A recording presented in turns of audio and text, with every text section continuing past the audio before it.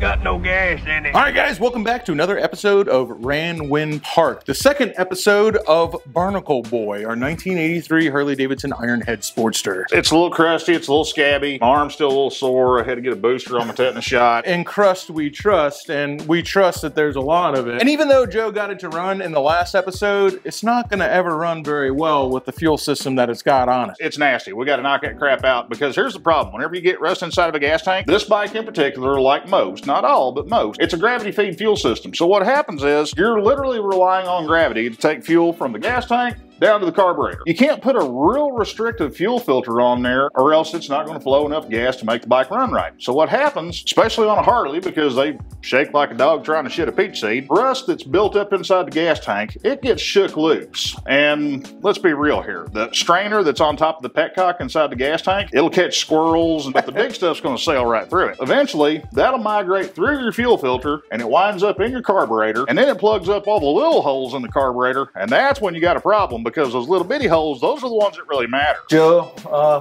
I don't see a fuel filter at all on this thing. I already cut that thing off and tossed it because it was a crime scene. All right, let's get to work. Small footnote here. Petcocks are supposed to allow gas to go outside the gas tank whenever you turn them on. And there's about a gallon of gas left in this thing. And no. Huh. No. Yeah, that's bad. Yeah, all that's right. a goner. Maybe we can save that and I can stain some wood with it later. Either that, or if we need to put a floor in a trailer, that's a good way to keep termites from getting into it. Just soak it down. We got our tank off. We're fixing to start pulling the rust out of there, but you got to make sure you get as much of the gas out of it as possible. And here's the thing. Whenever you got a gas tank that's real rusty and crusty on the inside, kind of like what this one is, that rust kind of acts like a sponge and it'll absorb fuel. You want to get as much out as you can. And the reason why is because, let's face it, gas is it's an oil-based product. It's petroleum-based. It will push the water that we're using for an electrolyte to strip the rust out of the inside of the tank away from it, and it'll leave a rust spot in the bottom of the tank. So you want to get it as dry on the inside as you can before you start. If you don't have an air compressor, you're just going to have to be patient. Drain as much out as you can. Nice sunny floor today. Set it outside where it's got a little bit of airflow and where it's going to be out in the sun. Mother Nature will take care of the rest. Come back, you know, in about 6-8 hours, you'll be good to go. Now, since I'm impatient and since we're cursed with this beautifully serene and soothing air compressor that we have, you take a little cheapy regulator to where you can step the airflow down from your compressor and just take an air fitting, plug it in there, and that's barely enough to where you can feel it blowing anything out. That rattly ass compressor may California quiet. Just stick it down inside of the gas tank. That way you've got some airflow moving through it. It helps get the fumes out, and also it'll help speed the process up. How the hell do they even make that work? They got an early style cable mount with screw-in cables, but it's almost like they got a short throw on it. It ain't right. So if it ain't right, it's wrong, and it ain't right. 何にしても物にはやり方ってものがある。たとえ悪いことでもだ。わかった。 When it comes to Barnacle Boy, the boy ain't right. I'm thinking maybe cables by Kmart. You can use Buddy Bezos brand. You just got to be careful with which ones you order. I ain't gonna lie, I'm a cheap ass, so I'm always looking for a deal. I'm totally honest with you guys. I use a lot of stuff in these videos that comes from either eBay or Amazon. California quiet. Anyway, like I was saying, I tried this stuff out, and basically I let myself be the guinea pig before I even consider recommending it to somebody. If it's a turd, I'm gonna make sure I figure it out before anybody else does. That way they don't get mad at me saying, man, you told me to go buy a piece of crap. I don't want that on. Now we gotta figure out how to get this Ultima that's cosplaying as an S&S carburetor off here. Let's start by pulling that back plate off and get it out of harm's way. It is actually an S&S backing plate. They spent the money there. Well, they had thread lock on it. Good human. You win a cookie. And it was even the right color. How about that? Yeah. By the way, everybody, meet Petty Officer Squid Boy. He's home. Thanks, everybody, for your thoughts. I'm gonna get that thing off there before it hurts me again. Actual braid hose, but the thing is, they didn't put anything on there to cover it and finish it. And I mean, that stuff tries to stab you every time you turn around. This is why we get the shots. Yeah. Ugh. Yeah, let's get rid of that. Round file. That's Torque's bit. If you're ever lazy like me and you don't want to walk over to the other side, or if it's in a spot where you can't really see it, you're trying to figure out like if it's an Allen head or what size it is or what have you, here's your finger. Take it, squeeze it into it for a little bit, just kind of, you know, like you're gripping on it, and then look at the tip of your finger. You'll see what it is. I bet you can even tell what size it is. Yeah, I can. Get a clean finger and I'll show you again because you can see it better that way. Just press your finger against it for, 5-10 seconds and then look at it. That's a T40. That's snug. Oh, there it went. Mackerel. Well, it wasn't going to fall off. Their Ultima carb was very safe. Whenever I'm pulling the S&S off, I always pull the bottom bolt all the way out. That way I can reach over the top or around the side of the bike and hang on to the carburetor when I'm taking the other one out. They're supposed to have about 1/2 to 3/4 of an inch of threads coming through the manifold into the carburetor. Now, whether or not that's actually what you're going to have is another story. If I was going to reuse this, I would try to do the right thing and not slam dunk it on the ground. Look at that. Little rubber vacuum cap. You guys remember me cussing these things in the video on the Eliminator? That's exactly why. See how that thing dry rotted and split? I barely touched that thing with my finger when I was holding that carburetor to keep it from falling off the side of the bike, and that's what you got. You got to get the silicone ones, right? Yeah, the silicone holds up to the temperature and they don't dry rot since they're synthetic. They don't crack like this. I mean, look at that. That's falling apart. Just a few bucks from Buddy Bezos. So since we're talking about carb kits on S&S carbs, anybody that has probably looked for a rebuild kit for an S&S here in the last couple of years, you probably almost fell over from sticker shock because to me it seems like S&S is trying to price herself out of the carburetor game. They do not give that shit away and it is expensive. Last time I looked for a full master rebuild kit for an S&S E or G carburetor, they retail for about 120 bucks. That's expensive. Now honestly, do you need a full master kit? No, you don't. Most of the time, because on a master kit, it comes with the throttle shaft itself, a new throttle blade, the screws for it, plus it comes with these springs for the accelerator pump and also the return spring, and it comes with all the screws for the bowl and body hardware, things like that you typically don't get in just a normal rebuild kit. Here's a little hack for you. You can search S&S rebuild kit on Amazon and you'll pull up a knockoff version of that S&S master kit for about 20 bucks. The only thing is, if you've got an older style S&S carburetor that doesn't have made in USA cast right here on this portion of the carburetor, the fuel inlet will not work because the threads are different. Everything else, throw it in there because it goes right in. 20 bucks on Amazon for a full build kit, that's still cheaper than what you pay for just a float bowl or a float needle and an accelerator pump diaphragm by themselves from S&S. Joe's got another trick up his sleeve, which again, ain't gonna win us any friends over at S&S. I ain't too worried about making friends, but what I am worried about is making a bike run right without going pro. That's when we went with option C. A lot of you guys that know me, you know that I absolutely love the Clone HSR 42 flat slides. Those things are awesome. I mean, they tune the same as a genuine Minkuni. They run the same. They're 100% parts compatible. I mean, hell, I've got one on my Roadstar that's been on there for 2 years now and probably 30-odd thousand miles at this point. I've tried these in the past, and to be honest with you, the times where I've tried them in the past, I really couldn't give you an honest amount of feedback on them because the two bikes that I put them on, they were a clapped out piece of crap that had a lot of problems going on. But this is a full clone S&S E-carb that you can get off Amazon for a grand total of $40 and free Prime 2-day delivery. One more time. 40 bucks, 2 days. $40. If you got two buds that always hang around and you're the dude that always ends up feeling sorry for them because they're broke and you buy lunch all the time, tell them, hey, you're on your own for Mickey D's today. I got a carburetor I got to buy. Yeah, that's two meals from McDonald's. It pretty much is anymore, man. I know they're getting all butthurt right now saying, oh, reports of our $18 Big Mac meal are exaggerated. No, they're not. They're not exaggerated at all. That shit's expensive. What we've got here is a Chinese clone of an S&S carburetor. It's the same butterfly size. It's the same Venturi size. I got the cheap one. I could have spent another 15 bucks and got this in a kit where the body was a polish finish and not this sand cast finish. And it came with both style throttle towers. And also it came with a jet assortment and a little cheesy fuel filter that I wouldn't have used anyway. The operative word here is cheap. I don't have a problem reusing that cable tower from the old carburetor because I know it's going to work. Out of the box, this is a good, cheap, cost-effective alternative to that, especially since we don't know just how deep the rabbit hole is going to go with that. Also, we don't know if that may have some proprietary parts in it that may only be available from Ultima themselves. I don't know. I haven't opened it up to look, so we're playing the safe bet on this one. And if this thing runs like crap and I can't tune it in and it's just an absolute useless paperweight, I'll be totally straight with you. I'll pull this thing off in a heartbeat, chunk it back in the box, and it'll go live on the shelf, or it'll lay out around on a desk somewhere, and it can be a really cool paperweight. For 40 bucks, I'm willing to roll the dice on it. It's like Joe ain't trying to make no friends at S&S. He's also not trying to make any friends at Zhongdeng Shao Manufacturing or whoever made this carburetor. It doesn't even say on the front. Usually they do. This one don't. Yeah.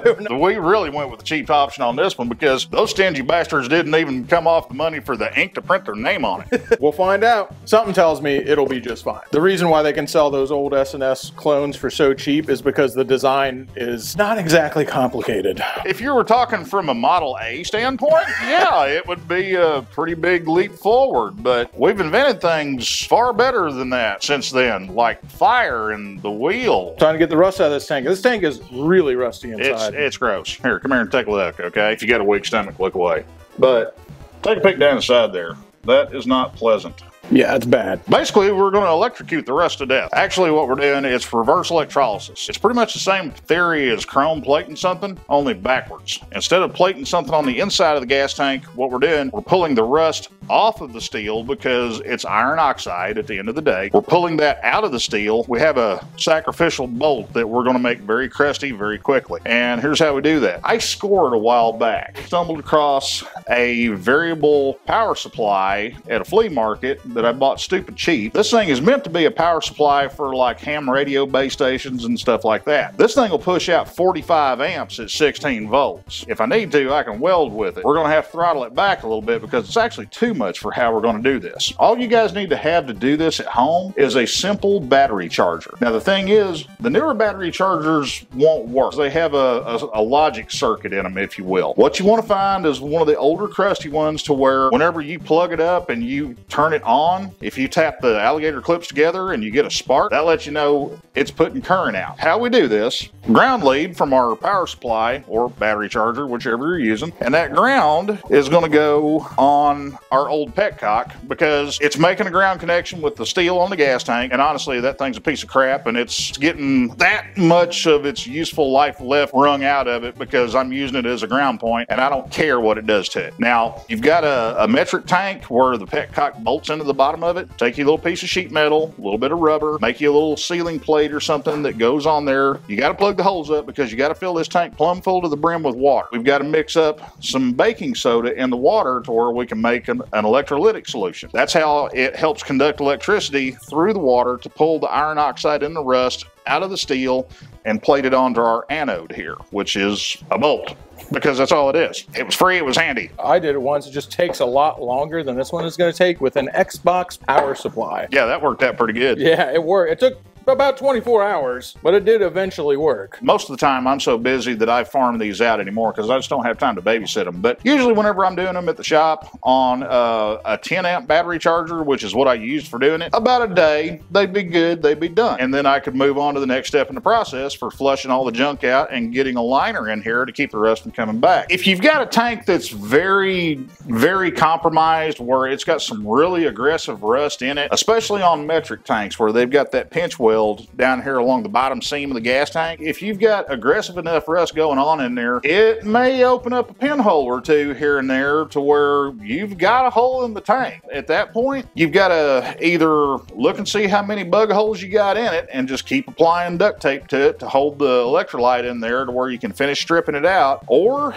you may end up having to pull the plug on it and try to find a donor tank that you can use to replace it with. Because if you've got a fairly significant amount of rust out in this pinch weld or in the tunnel or in other areas of the gas tank, you may plug it up enough to where you can strip all the rust out and get coating in there, but the metal may be so thin that vibration from the bike riding down the road, hitting bumps, things like that, it may fail in the future. So that's something you just got to deal with on an individual basis. Yeah, so these things can be pretty far gone and come back, but there is a point of no return. Yeah, unless you know somebody that's real good at TIG welding and ain't scared to weld on a gas tank, you might be able to build it up with a little bit of metal to, repair the damage. And we know a couple of people that are brave/stupid enough to try it. But if you walk into most any commercial welding shop with a gas tank in your hand and said, "Hey, can I get this welded up?" they're going to look at you like, leave. We got a jug full of water. I know it says Rotella. We're recycling. We're doing the planet good here. Straight water with roughly a cup of baking soda per gallon of water mixed in with it. If you mix more than a cup of baking soda per gallon, it's really not going to do anything for you because the baking soda isn't going to dilute all the way into the water if you try to mix it any heavier than that. You can mix it a little bit lighter, but it makes your electrolyte solution a little bit weaker to where it's not going to conduct as much charge. So you want to fill that thing up to the brim as close as you can get, like spilling out. Yeah, because anywhere inside the tank where you don't have water making contact with the metal, you're not going to have current flow to strip rust out of it. I think that's about all we're going to get out of that. This process will cause your water solution to bubble. What happens is when you pass current through water, it causes the hydrogen in the water to boil out of the water. So you're going to make hydrogen gas. Some of you guys may have heard about this big balloon thing a long time ago called the Hindenburg. Yeah, hydrogen gas is flammable. So don't do this right next to your stove or your furnace, an electric motor or something like that. Don't weld around it. Granted, the amount of hydrogen that this is going to produce is extremely small, but just on the odd chance, okay, take proper precaution. Electrolytic solution inside the tank. We're hooked up to the ground. We got a dropper anode in the tank, but the thing is, we can't make contact with the steel of the gas tank with our clamp or our anode because we want the current to flow through the water, not through metal touching metal. Take a little piece of plastic, rubber stopper. You can buy them at Lowe's. They've got a hole in them, whatever. In this case, we're going to use our sacrificial bolt because it's the chosen one. Make sure that it's not going down in there too far, that it's touching the inside of the tank anywhere, but you want to be able to put it in there to where it's going to be suspended in the water. And then you hook your positive up to it. Let's flip it on and see if it blows up. So far, so good. Holy shit, that reacted fast. Is it already bubbling? Oh, yeah. You see right there how... Oh, I can hear it, dude. Yeah. Oh, yeah. See how that thing's bubbling and sizzling like a glass of Sprite that's in the process of going flat? That is from the current flow going through your electrolyte into the steel to pull the rust off of there. I'm going to hold this thing in there and you can see how the current flow going through that electrolytic solution reacts with the water. I'm not touching it metal on metal, it's just hanging there. What that is I'm literally boiling hydrogen out of the water. And I could probably light that stuff on fire. Want to try it? File this one under don't try this at home. We're not trained professionals, but we're willing to put our ass on the line just for a few laughs and for your general knowledge. So here we go. Yeah, that's reacting pretty quick, and you can see that stuff bubbling and coming off of there.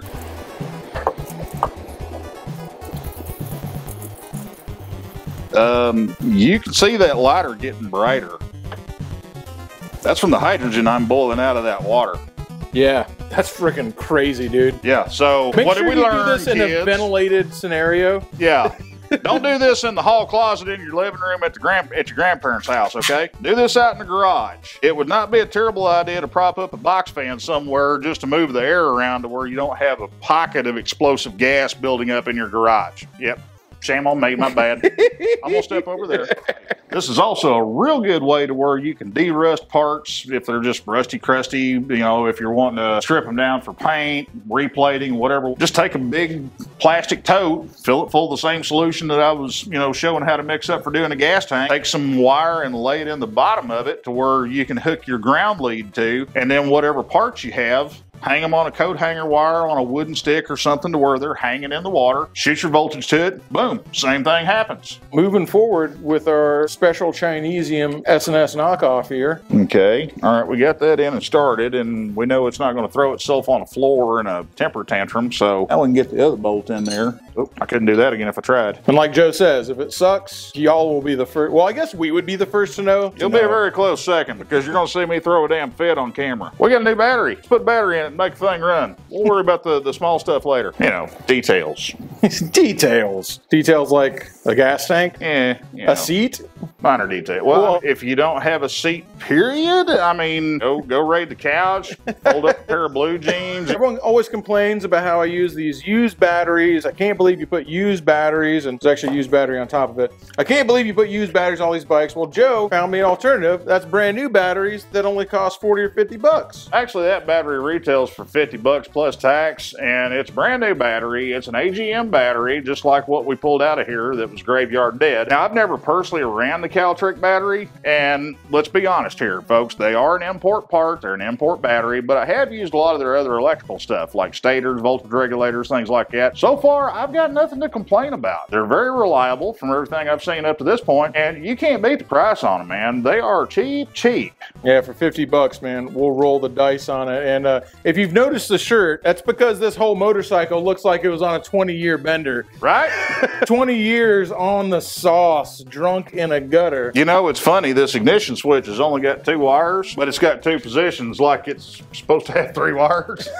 This is something that drives me nuts, is trying to get battery terminals into these things, especially if you're at a weird angle on your battery. That, or and they give you a bolt that's just a thread or 2 short. Unsurprisingly, Joe has a solution. I always keep a hoard of this, you know, peel and stick foam around, and you can use it for anything and everything, but just cut you a little square. Technically, it's a rectangle. I know. I failed art class in high school. Give me a break. Yeah, no, I failed geography too, man. But you just take that square and you stick it on there, and what it does is it'll hold that thing close up to where you can get the threads to catch and spin on in there. Genius, dude. Little wadded up pieces of blue shop rag, paper towel. This just stays on a whole lot better, though. And the cool thing is, if you got the right thickness of foam, which I luckily had here, they stay put and they don't fall out. Because that's about the most irritating damn thing. Yeah, especially since Harley, in their infinite wisdom, decided that every Sportster battery would be put in half hanging out, and then you shove it the rest of the way in. And the bad part is they've kept that shit up for like 50 years. I get they say that if it ain't broke, don't fix it, but it was like, it's broke and we're still not fixing it. Fucking fix it. I guess I didn't get enough hate mail. Actually, I don't know if the rubber mount Sportsters, do the battery go in like this on those too? It turns sideways and it slides in the front, in front of the oil bag. It's almost worse because it's a 14 series battery. It's a negative terminal that goes on first because it's buried up inside there. It's a blind hole. And you got to cram that in there. And then you got to put the damn positive lead on there once you get the battery in it. Genius. Not all engineers are built equal. Not all engineers were built. A lot of them were assembled. Brian has this saying, you know, just because he's the owner's son doesn't mean he gets the job. Hey, tell you this, brother, that dumbass is getting hired. Only an engineer would crawl across 50 naked women to fuck a mechanic. And just like that, it's got a new ignition switch. Especially on these old Harleys and a lot of old Hondas, a lot of old stuff like this. Like if you break off a key or lose a key, it is not a big deal. This ignition switch is 20 bucks. I mean, it fits earlier model Dyna, Sportster. It's a barrel key, and also because of the way these switches are made, me personally, I believe these switches are a lot more reliable than the old style tombstone key switch like Shovelhead and Ironhead Sportsters had, because you always see those things shake apart. The vibration just kills them. Yeah, these hold up really well. How about we throw some gas in this thing, see if it makes some motorcycle noises? And I know that we preach about it all the time, but especially on these backplate bolts where it bolts the backplate onto the carburetor, please make sure you use thread locker on there, because if one of these things backs out and it gets sucked into that carburetor and into that intake and past that intake valve and down into that cylinder, who do you think's going to win that fight?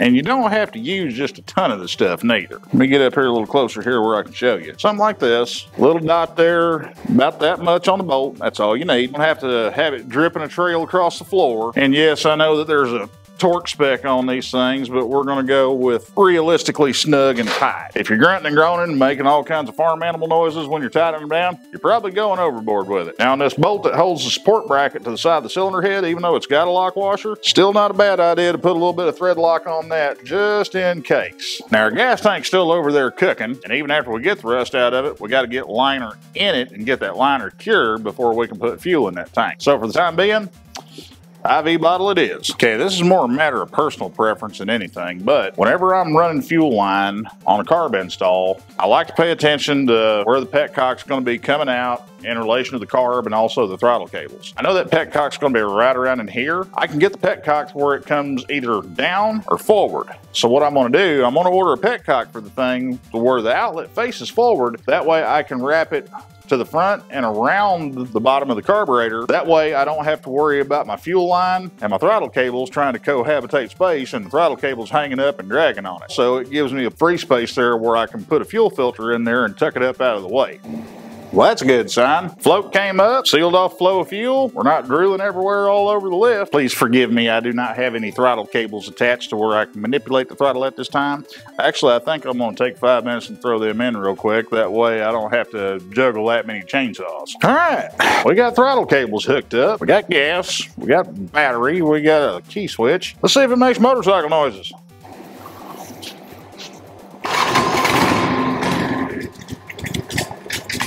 That was easy.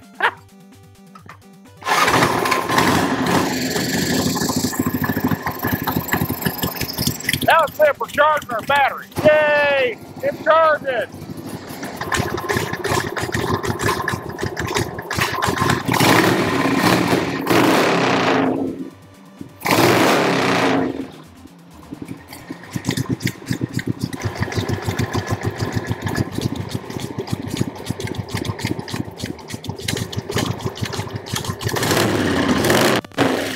This is when they start good. Let's do that again for all the short folks in the back.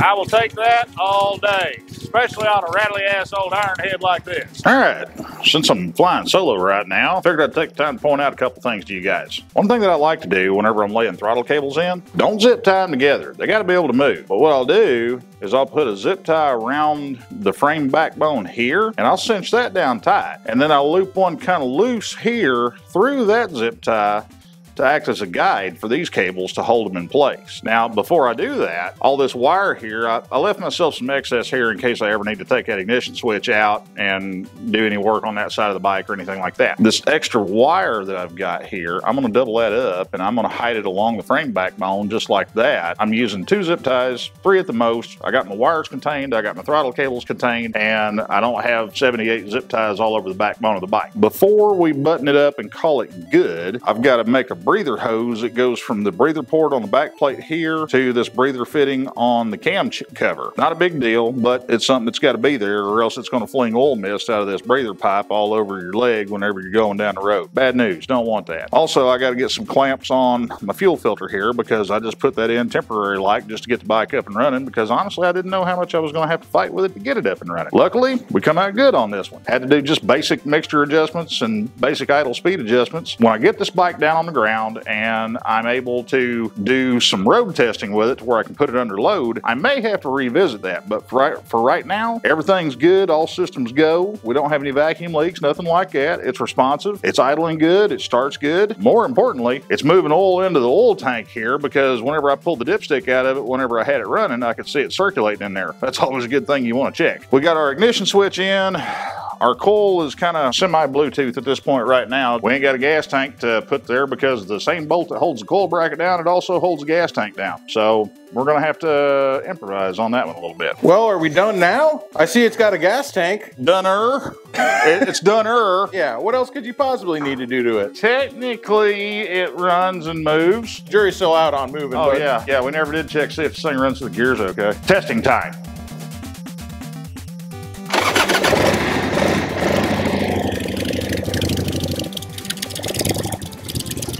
Headed on the highway, looking for adventure. Wild hog, baby. What's the verdict, man? Dude, it runs good, and it actually shifts. Well, the people are gonna want us to spice it up just a little bit, though. It's a little bare bones, I'd say, right now. Got fixed. Ran when parked, now sponsored by baddragon.com. These are the kind of babes you can expect to pick up when you're driving an honest-to-goodness, American-made Harley Davidson Sportster, baby. You and your old lady hitting the highway. Can you see it now? This is what you call a portal to your midlife crisis. Hell yeah. There he goes, one of God's own prototypes. A high-powered unit, too weird to live and too rare to die.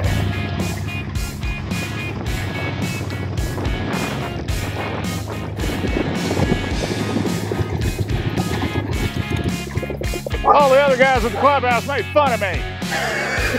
Some people have no taste.